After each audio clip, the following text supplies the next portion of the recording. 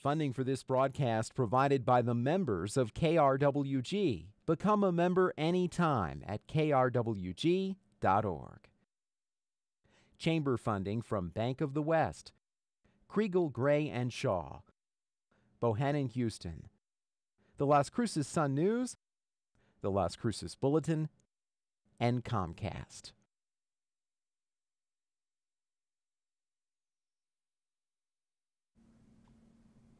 Thank you so much for joining us for the Chamber Economic Forum. I'm Fred Martino of KRWG. It's great to have you with us.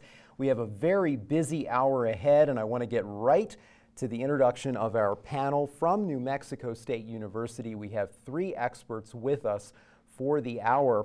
Dr. Jim Peach will be talking about the national economy, Dr. Chris Erickson about the state and regional situation, and Dr. Ken Martin will be filling us in on the latest information in regard to the stock market. Let's get started now with Dr. Peach. Thank you, and I'd like to thank KRWG and the Chamber.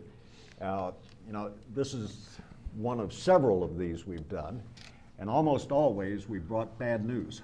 And so I'm a little bit concerned that if we give you any good news tonight, this will be the end of the series. And this has been good fun. I'm going to talk without charts through the wonders of electronic communication. Mine didn't get here. I've got them. But I want to start with the labor market, because on Friday, the big news was that for the first time since the recession started, we had genuinely significant job growth, non-farm payroll job growth of 162,000. And that really, really is good news. We haven't had an increase like that in more than 3 years. In the meantime, we've lost 8.2 million jobs in this nation. And we've got a long way to get back to where we were in December 2007 when we started, but this is still very, very good news. Every time the labor report comes out, one of the things I do is to look at where the jobs are, and in particular, where did the jobs go? Where are those 8.2 million jobs that we talked about? They are split almost evenly between goods producing and service producing industries. It's tipped just a little bit to service industries.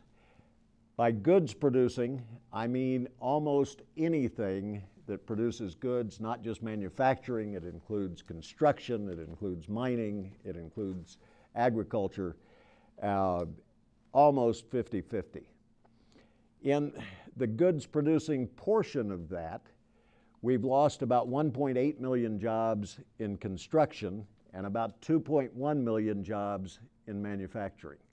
So the good news part, that we created 162,000 jobs last month, needs to be tempered in the sense that we've still got a long way to go to get back to where we were at the beginning of this recession. How long? Perhaps 3.5 or 4 years. If we get a couple of 100,000 jobs a month, net new jobs per month, you can do the arithmetic. That takes about 5 months to create 1 million jobs. We need 8 million to get back to where we were. That's 40 months from now. And that would be an extraordinary performance. Not unheard of, but it would be a very, very good job market. So we've got a long way to go there.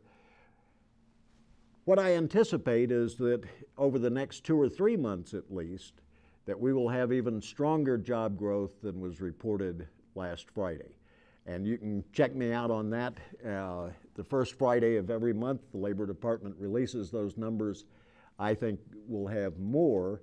I think we'll have more in part because the Census Bureau is hiring. They're going to hire another 600,000 people between now and when they quit trying to count us in June.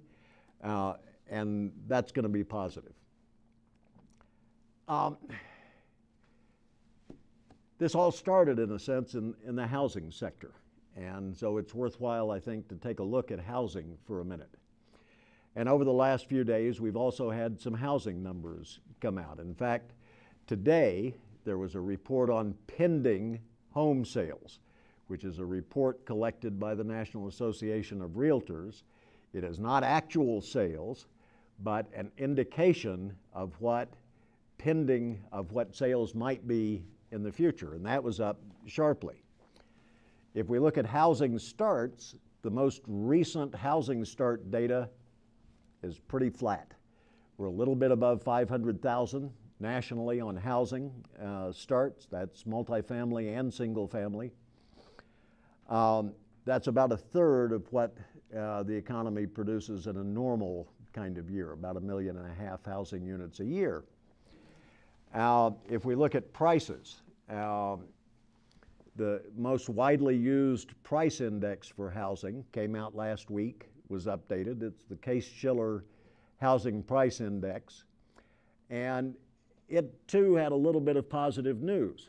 Compared to 12 months ago, housing prices had only fallen a little bit less than 1%, about 0.7%. Housing prices still fell on a national level on a year-over-year basis, but just by a little bit. It's headed in the right direction. But are we out of the housing problem? Not by any means. We'll know we're out of the housing problem when we see housing starts, new construction, begin to pick up and add employment in the construction sector. Another indicator that I've grown fond of looking at are the tax collections of the federal government.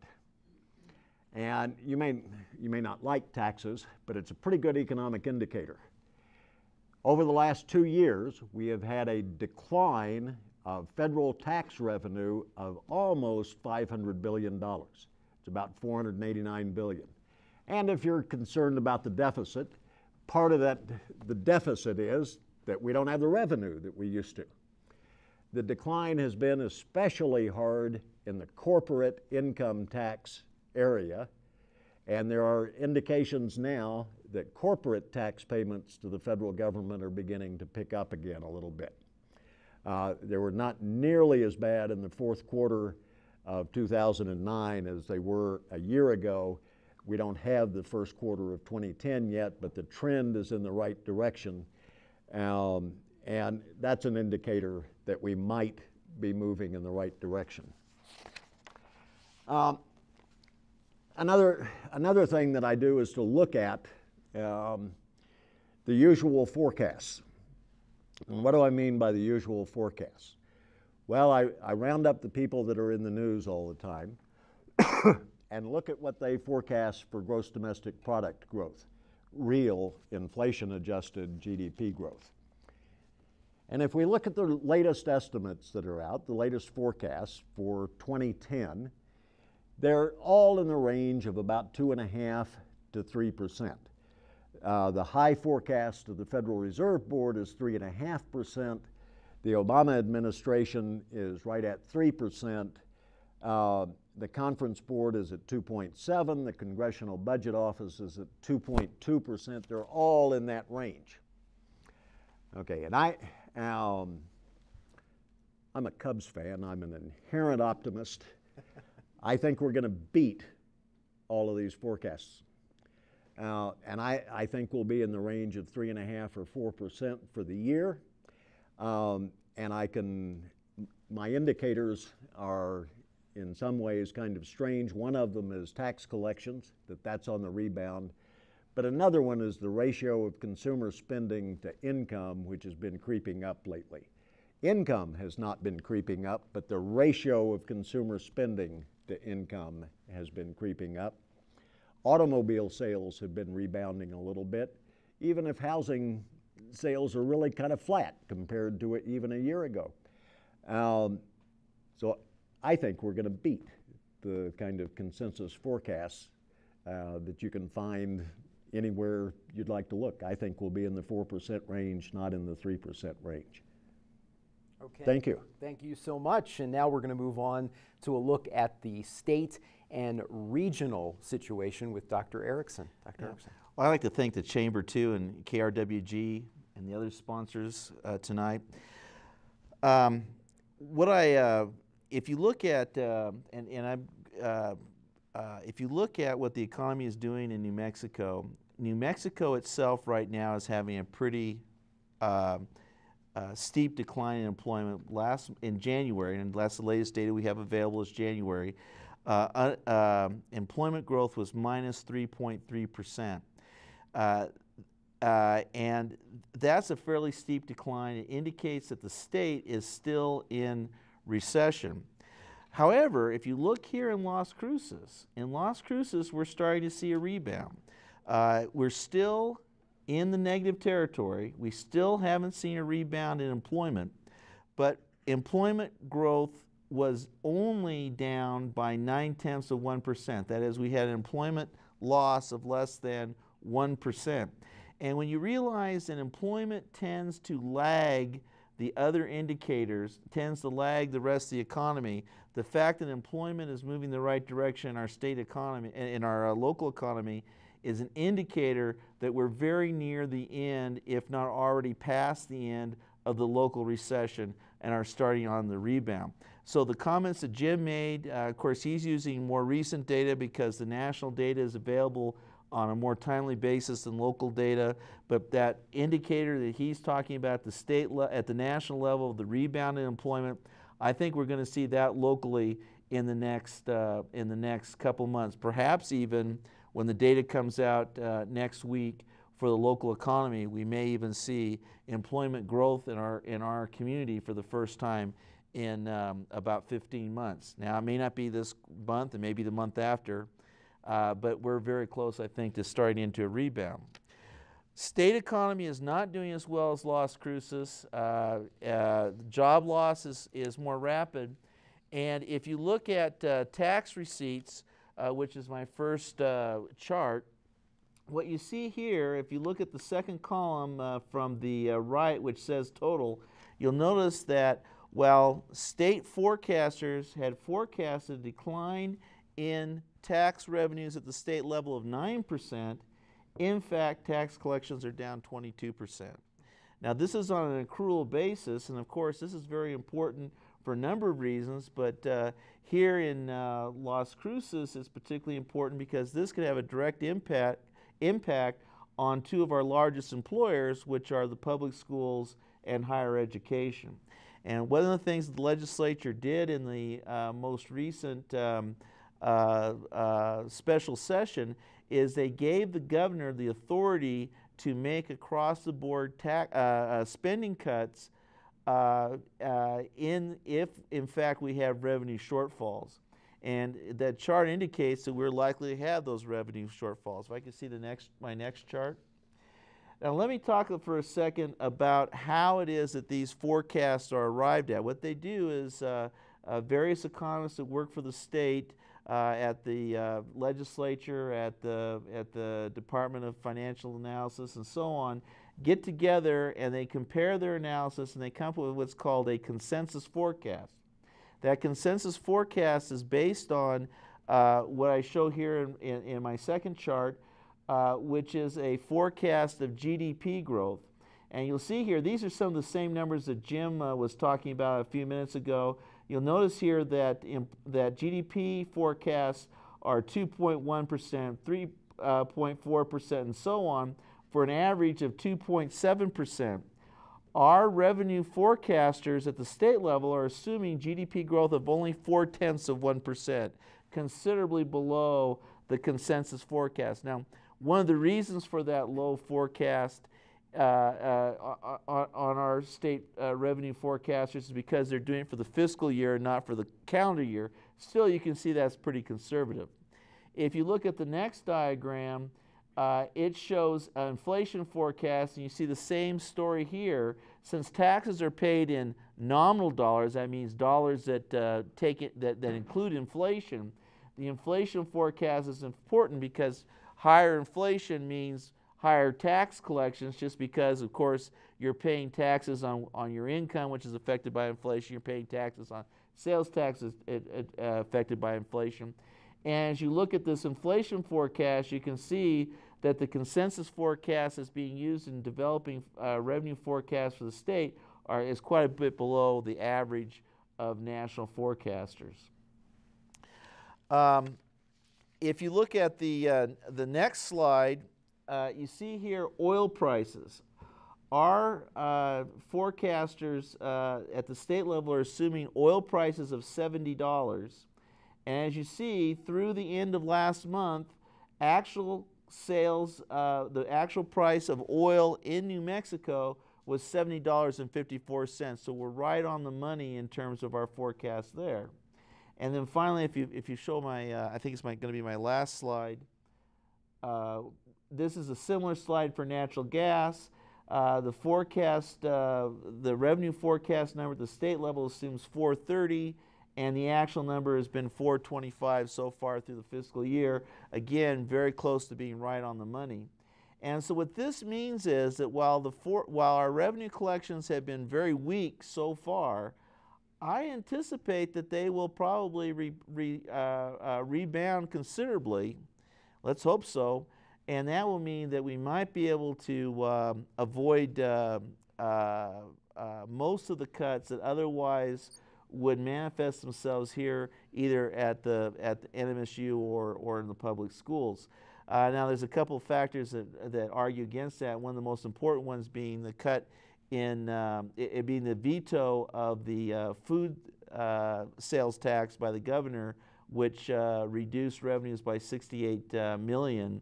And that $68 million will have to be made up somewhere, and that may come in the form of cuts to government services and programs. Thank you. Dr. Erickson, thank you very much. We're going to move on now to Dr. Ken Martin with a look at one area in the economy where we've seen a little bit of a rally here, and that is the stock market. We're not back to the height of the market, but things are not doing too bad, are they? We're getting there. The bull market continues. I also would like to thank the Chamber, KRWG, and the sponsors for this event. It's a lot of fun to put this together. Well, I'm the financial markets guy, and so I like to look at financial market indicators, whereas my esteemed colleagues look at the economic indicators. I like to look at what the financial markets are telling us and try to kind of determine where we might be and where the markets might think we're headed. So the next slide up, if we roll forward one, will show us the bull market since the low almost a year ago, just over a year ago, it was March 9th, 2009. And I compared this with the bull market after the 1982 low. It's very, very similar. This is 266 days after the low in each of those respective periods. And today's market continues to go up. Today we're almost at 11,000 on the Dow. What's giving rise, it seems, to this market is the proverbial wall of worry and all the doubters that the economic recovery is for real. Based on the near-death experience that we had in the financial sector in 2008, during 2009, a tremendous amount of funds went into the bond market. And yet the stock market is up more than 70% since that low. And even now, trillions of dollars sit in money market funds ready to provide fuel for more in the stock market. So speaking of the near-death experience, let's look at the next slide. This one shows that risk aversion in the markets has abated significantly. By risk aversion, I'm looking at the difference in two yields. The yield on corporate bonds, the BAA rated corporate bonds, these are the lowest of the investment grade ratings, minus the yield on the 10-year Treasury notes, which of course are default risk free. This line measures risk aversion. So the higher the line goes, the more fear there is in the market, the more risk averse investors are. The lower the line goes, the less willing people, or the more willing people are to take risk. You can see the average over time has been about 2.13%. And you can see the lines for plus or minus 2 standard deviations around the mean. So you can see the near-death experience we had. That was more than a 5 standard deviation event in 2008. Tremendous earthquake that we had then. And over the past 40 years, we've only had 2 times when there's been a 2 standard deviation event in this series, 1982 and 2002. But the important thing is that the market is on the mend. If you saw on the right-hand side of that chart, this risk premium, we call it, is down to 2.66% on the date I made the chart, and today it's even lower. It's just under 2.5%. So you'll read about corporate deals getting done, about investors willing to take on more risk, and that means the financial markets are healthier than they were a year ago. There's some further supporting evidence for this story, and that is on the next slide. Inflation is nowhere to be seen. There are many different ways of looking at inflation. Since I'm using financial market data, I'm looking at what the market is telling us through the 5-year Treasury inflation protected securities versus the 5-year Treasury nominal yield. That difference is a measure of expected inflation over the next 5 years. Prior to the financial crisis, the average was somewhere between 2 and 3%, roughly around 2.5%. We've come back from the brink, and we're getting, excuse me, back to that level. We're just under 2% now. And in fact, today's Wall Street Journal has a front page story about inflation, and that the Fed's inflation measure, preferred inflation measure of the personal consumption expenditures, has actually been trending down a little bit. Now this actually does matter to stock market investors. What do stock market investors like with respect to inflation? They like steady, stable inflation. When inflation is high and rising, think 1970s and 1980s, early 1980s, stock market valuations were not very good. They got crushed. If inflation is low and falling, think the Great Depression or Japan today, again, valuation levels get crushed. And so we can kind of see this in a way by looking at the next slide.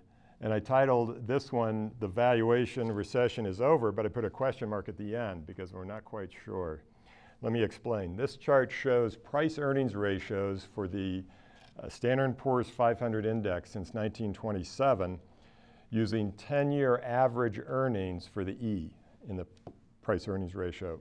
This is the measure of valuation that Benjamin Graham, who's a very well-known, noted value investor and was the mentor to Warren Buffett, that he liked to use. This is also the measure that Robert Shiller, the Yale economist, used in his book Irrational Exuberance, and the data comes from Robert Shiller's website. The median price-earnings ratio is 16.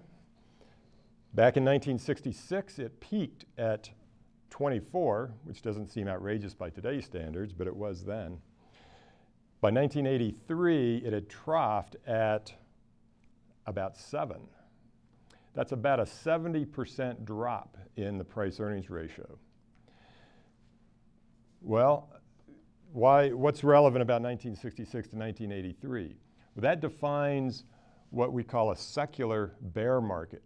During a secular bear market, which lasts on average about 17 years, valuation levels get crushed. The economy is not very good. There are periodic cyclical bull markets during that period of time. Well, what about now? Some people claim that, that we are in a secular bear market that started when valuation levels peaked in late 1999, early 2000, where PEs by this measure were 44. There was a huge sell-off in the market. We all remember the dot-com bubble and the bursting of that. This was followed by a big rally back to all-time highs in 2007, but note that the valuation ratios did not get back to those levels. And valuations then dropped in the Great Recession to a low of 12.9. Peak to trough, that was about a 70% correction. I don't know if that's a coincidence or not, but it's a very interesting comparison. We've had a furious rally now back to PEs above the median to about 21. So here's the dilemma. Does the calendar rule? 17 years from January 2000 would put us at January 2016. It's about 6 years from now. Or is the clock speeded up and we've seen the lows in valuations? Well, I kind of come back and keep my eyes on interest rates.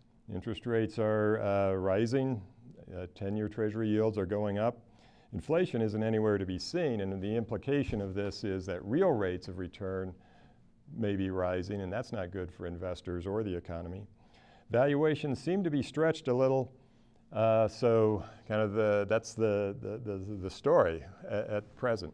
Okay, thank you very much, Dr. Martin. We're going to get to our audience in just a moment. So all of you out there who have questions, please come forward to the mic with your questions and say your name and your city before asking your question, and we'll get right to the answers from our experts from New Mexico State University. As we wait for folks to come to the mics in our studio audience, one of the big questions that a lot of people have, what will be the effect of health insurance reform? We have some numbers in terms of who will be covered, and taking a look at with the reform that was passed by Congress, 92% of folks who live in the United States will be insured by 2016. Without reform, 81% insured through 2019. This is from the Congressional Budget Office. And there are some analysts who say, you know, health reform could be somewhat of a boon for the economy. If you take a look at the numbers, employers that have 200 or more employees, almost all of those employers offer health insurance. But small businesses, a lot of them do not offer health insurance. Health insurance reform, of course, providing tax credits to help those small businesses that do offer health insurance pay for that insurance. And for those small businesses that do not offer insurance, perhaps allowing them to offer insurance, and perhaps some analysts say allowing them to have access to employees that they would otherwise not have access to. Dr. Peach, what do you think? Do you think there is a potential here that with small businesses getting these tax credits, having at least the potential to offer health insurance, this could help the economy? I think for large business as well. If you think back, one of the reasons that General Motors and Chrysler got into trouble were their health care costs, especially not just their current employees, but also their retirees. Certainly for small business, the ability to offer health insurance at some sort of a reasonable price is a benefit to small business. I can't see it any other way. Is it going to affect what goes on in the next 3 or 4 years? I don't really think so, because most of the provisions don't begin until 2014. We could have new legislation by then that changes the deal. Some large corporations are taking a charge off currently because they think their costs are going to increase. And I'm sure they've got people who are accountants and finance people like Dr. Martin looking at that, but I can't see it. I don't know why they're taking a current charge on this. Okay, Dr. Martin, certainly so far this hasn't caused any kind of market reaction, sharp market reaction. What do you think? Do you think that health insurance reform over time will have a big impact on the economy? Do you think it'll have a big impact on the stock market? Well, I'm not so sure about the overall impact on the stock market. I mean, it will certainly affect certain sectors. I think the health insurance sector is, I'm a little concerned about that sector, that ultimately it may kind of wind up being more like a public utility, that rates are going to be regulated. The additional regulation, cost of regulation, I'm concerned about. I mean, the cost of small business is something not to be, looked down upon. I mean, I think it could be a problem for small business with increased costs, and would they want to add employees with increased costs? Mm-hmm. Dr. Erickson, this certainly has an enormous effect in this region. If you look at Texas and New Mexico, we have among the highest rates of uninsured residents in the country. Nearly 1 in 4 people uninsured. What's your take on the effect here? One of the interesting items, if you look at the data for both Las Cruces and for the state, one of the few sectors that's really done well throughout the whole recession has been the healthcare sector. And we've seen continued growth in that area, and it's because of the fact that that's a sector that has been funded more and more from government, from Medicare, from Medicaid payments, and of course here in New Mexico we benefit tremendously from Medicaid transfers from the federal government to our state budget. It helps us to cover people here in New Mexico who need coverage. I have to say that it's a very complicated issue. It's difficult to believe that you could add as many people as we were planning on adding to the insurance rolls without increasing costs. On the other hand, there are some factors in the healthcare reform that will reduce costs, and fortunately or unfortunately, depending on who you are, one of the things that we have to do if we're going to get control over our healthcare costs is get control over what we're paying physicians and surgeons, which is by international levels is quite high, and in many countries the kind of education that we expect of our physicians and our surgeons is just not what they require for their public health system, and we need to maybe, 1, rely more on nurse practitioners, and 2, be prepared to perhaps pay some of the doctors and surgeons less. We pay the lawyers less too, but that's a different issue. Tort reform wasn't in this one, so okay. One indicator that we might want to look at is that healthcare insurance stocks have been uniformly rising during the last couple of weeks of the debate and since the legislation was passed. So if market signals are anything, the market thinks the insurance companies are going to do pretty well on this. Okay, we have our first question now from the audience. Joel Courtney from Las Cruces, and I was wondering if you all thought that there was going to be any significant recovery in the manufacturing sector, and if the renewable energy market was going to have any play in that. Okay. I'll take a first quick shot at it. I think many of the jobs that have been lost in manufacturing will not be coming back, and that's we've lost about 2 million jobs since December '07. But this is a 40-year trend that we're talking about. It's not a recent trend. It was accelerated in the current recession. But a lot of those automobile jobs are never coming back. So clearly we need some other manufacturing industry. If the renewable energy sector can provide those jobs, that's wonderful, but I don't think they're coming back to a lot of the traditional industries for a long, long time. When it comes to Las Cruces and to lesser extent to the state, in some ways it depends on the success of our different agencies and organizations in recruiting. Las Cruces is a small enough economy that one new large manufacturer could have a significant impact on our manufacturing base. And so if Mavita and Chamber of Commerce and other organizations like that are successful in attracting manufacturers, that could have a major impact. But if you were to, if you were going to ask me what I think was going to happen on average, I think I agree with Jim. The United States is in a long-term trend towards deindustrialization, where we are shipping industrial jobs overseas, and many of those jobs will not be coming back. And to give some historical perspective to this whole situation with unemployment, we have some statistics for you.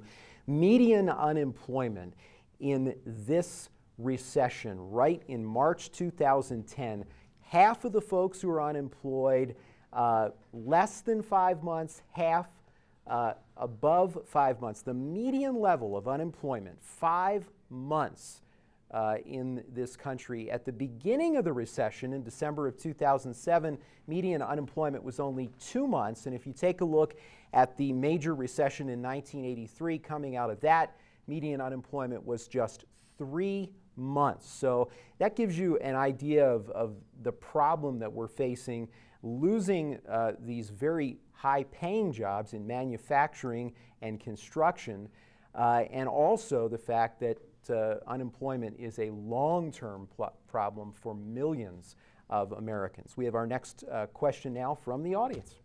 I'm Gary Carruthers from Las Cruces. I'd like to talk about the stimulus package. President Obama bragged the other day that with the news on increased employment that the stimulus package had actually worked, and was very proud of it, and perhaps he should be, but my understanding is not all the stimulus money's in the economy, and so my question would be 2 or 3 things of concern to me. Did the stimulus package work? Is there stimulus still left in the stimulus package? And if it is, when are we going to see it? What's going to happen? And did the stimulus package have anything to do with the condition of the market nowadays? Yeah. First, I think it worked in an important sense, and that's psychologically. If we had done nothing, neither the TARP program or the stimulus package, I think we would have been in real trouble. It is very, very difficult to document job creation out of the stimulus package. I was someone who, from the very beginning, said it's way too small. About a third of it was about $800 billion, $787 when we passed it. It's going to be about $849 when all of the accountants get through with it. About a third of that, a little more than a third, was in tax cuts. And the tax cuts may or may not generate jobs. And the reason for that is that if you give me an extra 20 bucks a week, I have a decision I can make about whether to spend that or not. If I spend it, it may result in a job being created. If I save it or pay off old debt. Dr. Peach, was that an argument for more of the type of stimulus programs like spending. Cash for Clunkers, where folks had to participate in a purchase in order to get the stimulus? Yeah, but in any event, I think it was way too small. So we needed Cash for Clunkers in other sectors. We've got plenty of projects we can do. It was way too small. If you take out the $500 billion in lost revenue, $250 billion in interest payments that we make on the existing federal debt, and if we had a capital account like every business does that would amortize capital expenditures, we've been running pretty close to a balanced budget. We needed to run a real, meaningful deficit, and it wasn't that big. Chris will disagree with me. Well, yes and no. First of all, I always want to disagree with Jim if I possibly can. It's fun that way. But secondly, actually what I was going to point out is if you look here in Las Cruces, we have examples of where the stimulus package has, in fact, saved jobs. I'm relatively certain that NMSU would have had to lay off people without stimulus money. I'm pretty certain that the public schools would have laid off more people. They're certainly cutting back on hiring now, and they may end up laying off some teachers in the Las Cruces public schools, as I understand it.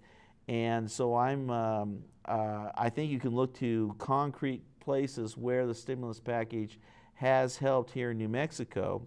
The question is, could it have been used more efficiently? And there's a lot of people who think that it might have been better to, instead of cutting taxes, to build more roads, because roads are built by people who are some of the hardest hit in this economy, which are construction workers.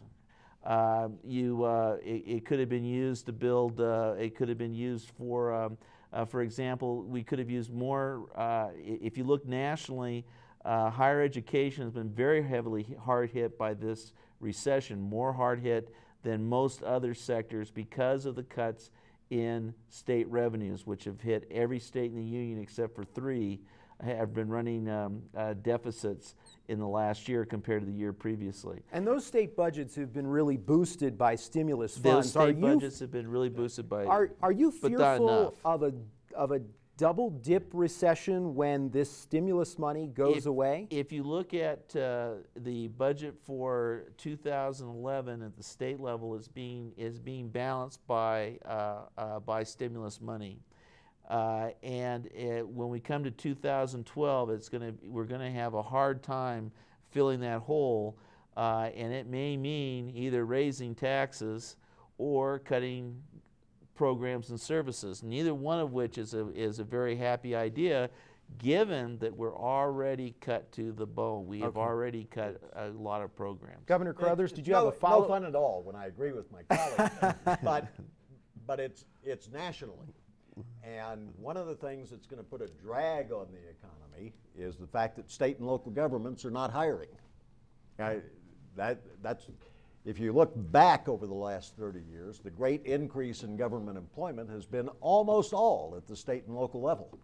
And there's hardly a state, with the exception of South Dakota and 1 or 2 others, that aren't in deep, deep financial trouble. They're not going to hire.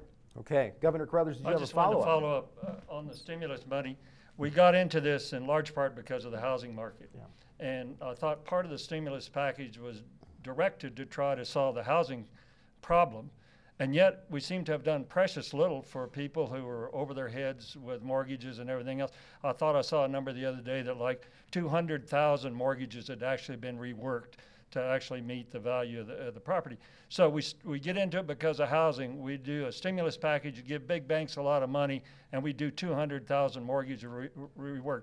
What went wrong with the stimulus package for housing, the reason we got into this recession? Governor, you sound an awful lot like a Democrat. I agree with you. We haven't done what we should have done in housing. We haven't yet done what we need to do to reform financial markets.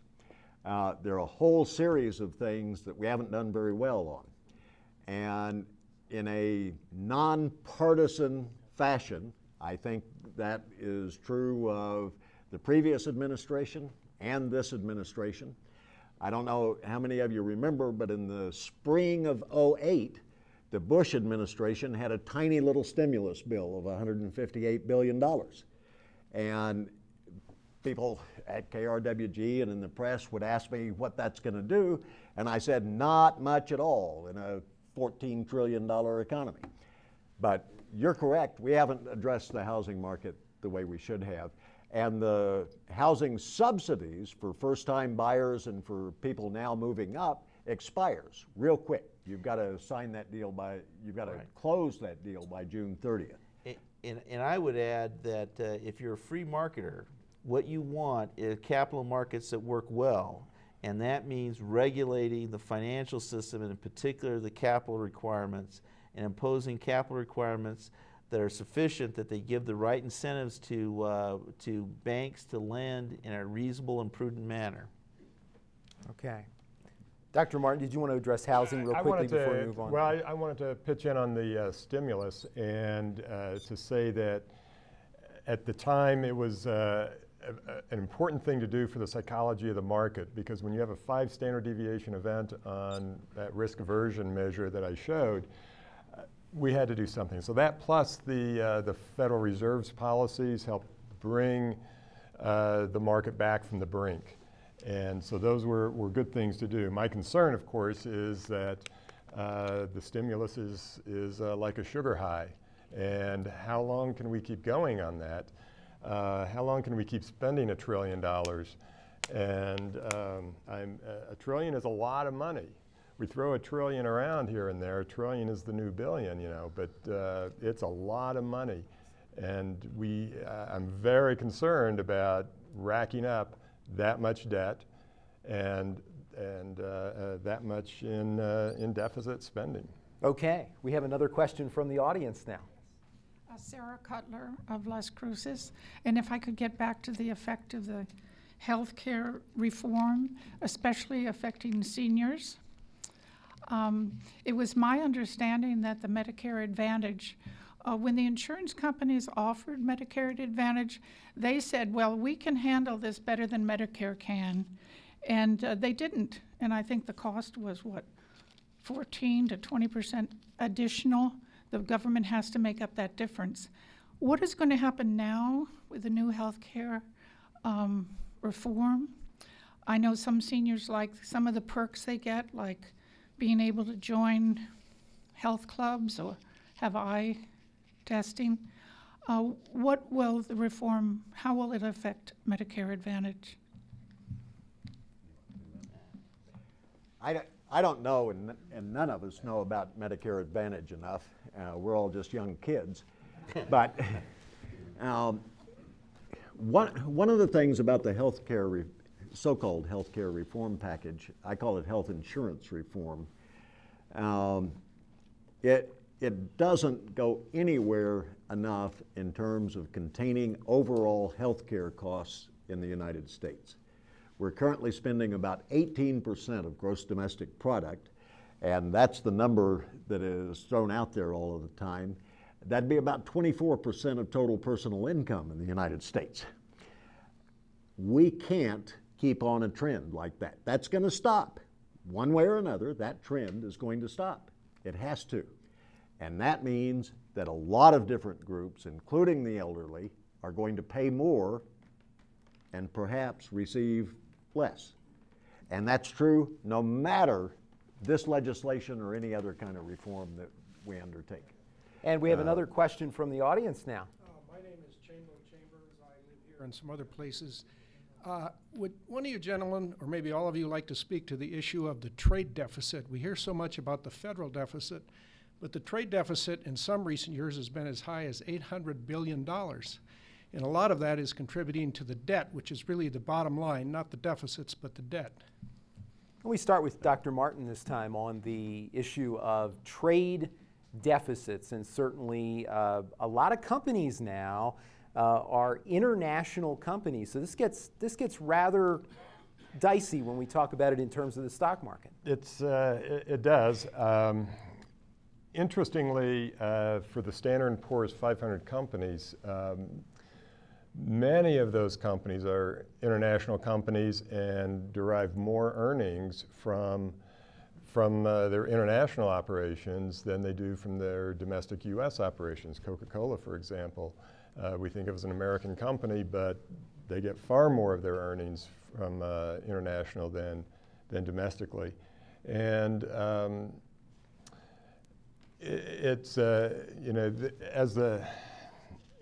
this is going to relate to the dollar as well. And so if the dollar falls in value, that's going to have an impact on Coke's earnings as well as the trade deficit.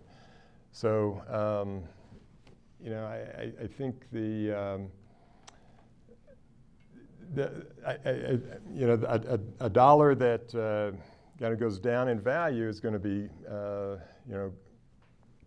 good for the companies that are exporting and selling more overseas. So I'll pass it down to my colleagues. Yeah, I would say that if you look historically or at countries that have had major recessions like the one we're coming out of that are based on financial crises, that very often the way those countries get out of recession is by devaluing their currency and increasing their exports. The problem is that this is a global recession, and many countries around the world are devaluing their currencies, thereby appreciating our currency, and they're selling us their exports. And the result has been that we've had a difficult time trying to use foreign trade as a mechanism for helping us to get out of this recession. If you look back historically, Thailand, Sweden, England, these are all countries that had financial crises in the last 20 years and used exports to the United States to get out of those crises. Now the question is, who do we get to export to? And I'm not sure there's an answer. And one indicator of a recovery, just as a short-term thing, is when the trade deficit starts to widen. When we're doing well in this country, we import a lot more stuff. And so when you see that gap widening a little bit, you can almost be assured that we're coming out of this. Complicated picture, for It is. sure. We have another question from the audience. Al Kissling from Las Cruces. I'd like to know if you could comment on the effects of NAFTA. I know it's been disastrous for the Mexican economy, and it's one of the great pressures for the number of people that are trying to come into the United States. But has it been a benefit for the United States in any way? Well, our exports to Mexico are up. When NAFTA was being debated, I think I was one of about a dozen economists in the country who read the document. And I tried to take a very objective look at NAFTA, and I never endorsed it or condemned it as background to my answer here. And I don't want to sound cynical. I used to be able to say that if Alan Greenspan sneezes, that'll have a bigger impact on the U.S. economy than NAFTA. Now I guess I have to change that if Ben Bernanke gets a cold. Interest rate movements just absolutely dwarf the macro effects of NAFTA. And that's not to discount the very real and genuine problems that sometimes occur in specific industries and specific locations. But as a macroeconomic event, it is really a non-event. Taking a look at some labor statistics as we wait for another audience question, I think this is really interesting. The total labor force numbers from the federal government since the recession began in December of 2007, we actually have had 700,000 fewer workers. This is why the unemployment rate isn't even higher than the 9.7% nationally that it is. That is despite a 3.7 million increase in the working age population. So we know that there are a lot of people who've just dropped out of the labor force. Looking at specific age ranges here, this is also very, very interesting. 16 to 24, the jobless rate actually 18.9%. And in that age group, a reduction of 1.3 million workers since the recession began. The flip side, folks who are older have to continue to work to pay the bills. 55 and up, the jobless rate 6.8%, and in that age group, there are an additional 2.3 million workers since the recession began. As those folks stay in the job market, of course, that means fewer opportunities for young people. Dr. Peach, tell me your thoughts on this long term, how this will affect our economy when you have a lot of folks who graduate from college or high school and can't get a position. I mean, this is really very, very difficult for a lot of families. Oh, it is. And the unemployment rate is almost certainly understated. It's 9.7% if you include marginally attached and people who are underemployed. It's probably double that. Second thing real quick is that the unemployment rate always varies by demographic groups. Teenagers always have a higher unemployment rate. That goes back at least until the early 1940s, which is as far back as we've got any kind of good breakdown on that. It varies by race and age. Blacks have a higher unemployment rate than non-blacks. It varies by educational level. The unemployment rate right now for college graduates is half what it is for the general population. If you look at the 8.2 million jobs we have lost, not the 700,000 that is a decrease in the size of the labor force, the 8.2 million jobs we've lost, we normally would have added nearly another 4 million over the last 3 years. That's the 3.7 that's million why number. This is so understated. And a lot of those people are simply not entering the labor force. Right, so they're not counted in that unemployment statistic. If you're not either working or actively looking for a job, you're not in the unemployment data. You're Okay. not in the labor force. We have just 3 minutes left, less than that, so I want to get to our final question from the audience. My name is Robert Cutler. I'm living here part-time in Las Cruces. My question has to do, broadly speaking, with the practice of economics. Yesterday on one of the Sunday programs, former Chairman Greenspan admitted that he sneezed, that they got it wrong. He got it wrong. The models were wrong. Could you comment on that, particularly what went wrong that got us here, and what has been learned from this? And you each have about 20 seconds, unfortunately. Okay. If we had another hour, I'd like to explain what's going with Alan Greenspan, but the fact is that he, from the beginning, had a idealized view of what markets do, an extreme view, and didn't believe in regulation at all. You got to set the rules. And I have to say that his view is a view that I share and still share. But the problem that Greenspan had, it was, and it's a correct view, by the way, it's perfectly correct since I share it. But the problem that you have is that you do need government regulation in order to set the rules for the private sector to make sure that the private sector has the correct incentives. And really we can, again, if I had more time I could give you more detail, but I'll just say that the incentives got skewed, particularly on Wall Street, but also in mortgage companies and among borrowers, mortgage borrowers. So watch the news on financial reform. Final word, Dr. Martin. Exactly. The financial markets are not perfect. They don't always get prices right. Okay. Thank you all for joining us. Thank you so much to the Greater Las Cruces Chamber of Commerce, and thank you to all of you at home.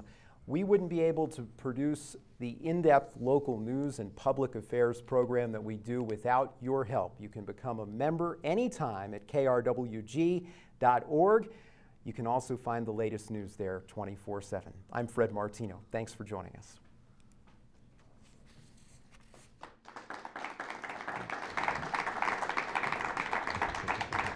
Thank you.